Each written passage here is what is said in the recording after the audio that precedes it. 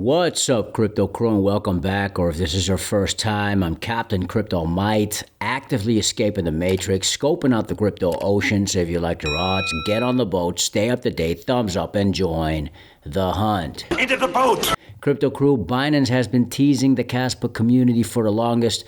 Some were obvious signs, some weren't. With the mining rewards about to be distributed, and Binance themselves seem to be counting down the clock. A Binance spot listing for Kaspa seems rather imminent. Apparently, just 7% of the entire population in the world is invested in crypto, and the vast majority of crypto investors do not know Kaspa just yet. Prove all things, hold fast that which is good.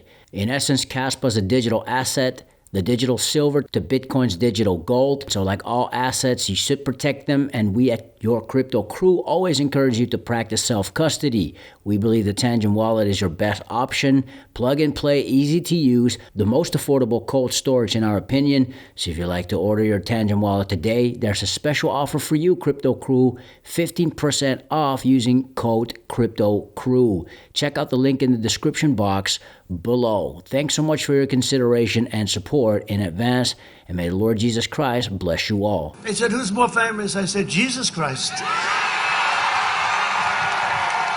Crypto Crew, listing crypto projects has become a hot and relevant topic. What are the criteria big tier exchanges are looking for? This is what former Binance CEO Changpeng Zhao, aka CZ, said. The number one thing we look for is number of users. So if a project or if something have a large number of users, it has value. So if a project has millions of users, every exchange is going to want to list it because we want that liquidity. We want those users. Obviously, that was a short clip from Binance former CEO, but that doesn't take away the importance of crypto fundamentals. And even CZ himself has been hinting at Kaspa on X, or at least that's how Caspians like myself have interpreted his posts. Then there's Paul Grewal, the Coinbase chief legal officer, who went a bit more in depth on what Coinbase is looking for when it comes to potentially listing a crypto project on Coinbase. Some of the factors that we consider are the following. We look at, for example, what's the community demand for the token, and is it strong at the very outset? Is there an active and engaged user base? Is the adoption broad? And what does the developer ecosystem look like? Is it strong? Is it sustained? Is there a clear use case for the token? And what's the real world utility around this? Does the token or does the project that it supports solve a problem?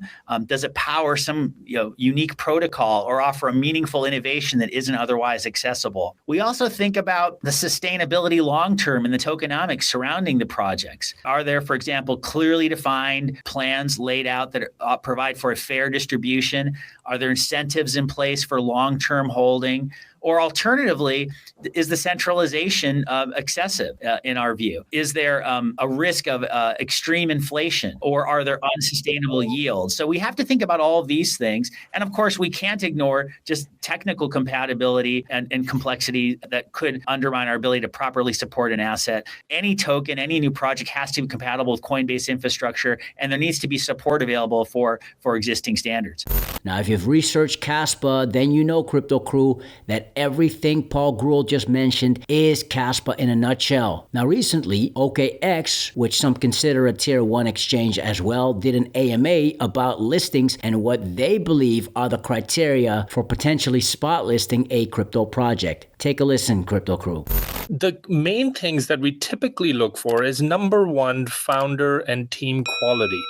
I think the founder and team having some type of history can play a big role, a significant role in how that asset or that project or a token related to a project gets evaluated. Secondly, I think tokenomics are incredibly important. There are different ways that we evaluate tokenomics, but the more important part around tokenomics is whether those tokenomics have been transparently articulated and published for the community to review and understand. And they're basic enough that people can wrap their head around it and make a decision on whether that's something they want to participate in as an investor, as a trader, or even as somebody who's going to observe from the sidelines. We also tend to look at just the general transparency around the project, how much details we can get on the roadmap, who are the key contributors, who are the main developers. You can imagine if the project is quite anonymous, it raises some red flags. If the token distribution within the founding team is greater than what we'd like to see, that typically becomes a red flag. Naturally, if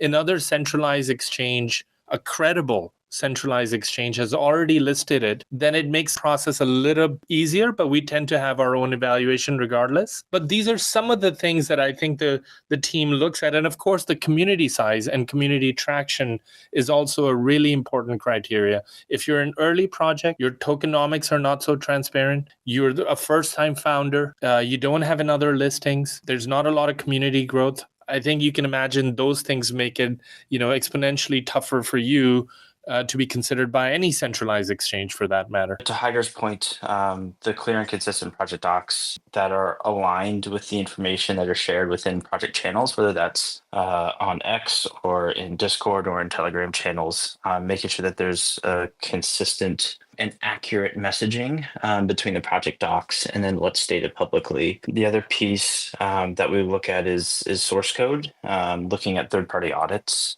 As well as a big piece for our listings process, ensuring that project teams have taken the proper steps to ensure that their project and their token are safe and secure, and have gone through that extra step of, yes, we are going to go out and we're going to get a third-party audit. We're going to confirm this not only to the exchange but also to the community. And then around tokenomics piece, and I think a big part of that is the token distribution plan. Ensuring that what are stated in the project docs is reflected on chain, and that there are wallets attached and addresses attached to their plan, whether that's to their initial backers, to the project team, distributed to the community, allocated to centralized exchange listings or market makers.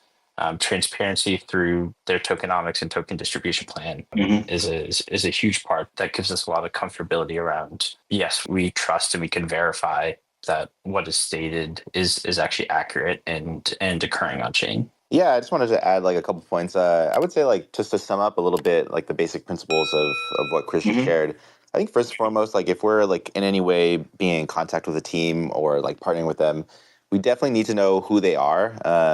So they definitely need to provide us relevant just kind of KYC information, and we need to confirm that it's actually them. We kind of go above and beyond when listing a project's token, just to confirm that they are actually who they are and not some random group of people from North Korea that are trying to take advantage of our exchange. Not only are we listing reputable projects, but also projects that aren't going to use our exchange customers as exit liquidity. We do everything that we can to just make sure that we're definitely listing reputable projects.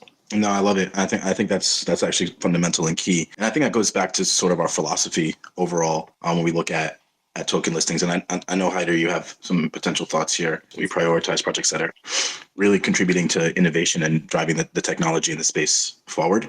I mean, again, strong community support and long-term sustainability. Not just looking for an exit, but looking to build and grow the community over time. So I think it's this concept of quality over quantity, and ensuring that we go through the right framework and the right evaluation, both at a project level, but also considering the risk that is involved as well. Yeah, I think in the most simple framework, I think there's two categories we look at. One is it's very clear that the founding team has great traction.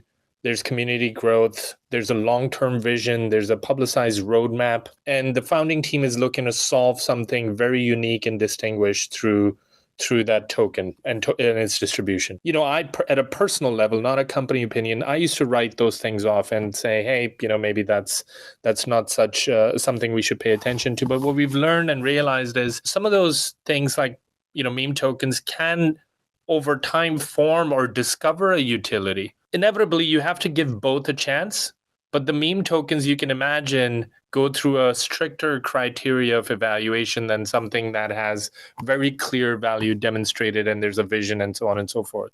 Kaspa has an active and engaged community. As a matter of fact, according to CoinMarketCap, Kaspa has the most bullish sentiment in the entire crypto top 100. Kaspa has a clear use case with real-world utility, allowing for near instant transactions, even in its current form at 1 BPS. Kaspa is able to scale without having to sacrifice security or decentralization, making Kaspa the only crypto project on the entire crypto ocean that solves the trilemma. The Kaspa team is headed by Jonathan Sompolinsky, who is known throughout the entire crypto ocean for his work since the early crypto days, whose mission it is to build a Bitcoin that can be used as actual currency, a high-quality project that offers the best of the most valuable digital asset, but then running on internet speed, moving the entire crypto ocean forward, proving proof-of-work cryptos can actually be more than just a store of value. I mean, talk about innovation. That goes to show, crypto crew, Kaspa is unique in its kind because it sets itself apart from 95% of the crypto ocean while staying true to Kaspa's granddad, Bitcoin. Just because the current price doesn't reflect it, Kaspa's potential is still undeniable, and it will be shown to the entire crypto ocean and beyond sooner rather than later. Prove all things, hold fast that which is good. Stick around. Fix your mind before you get to the grind. And with that said, let's continue to escape the matrix. Let's continue to be on the lookout for the next big thing here on the crypto ocean. Grow in grace, and let's make some crypto waves. Say aye.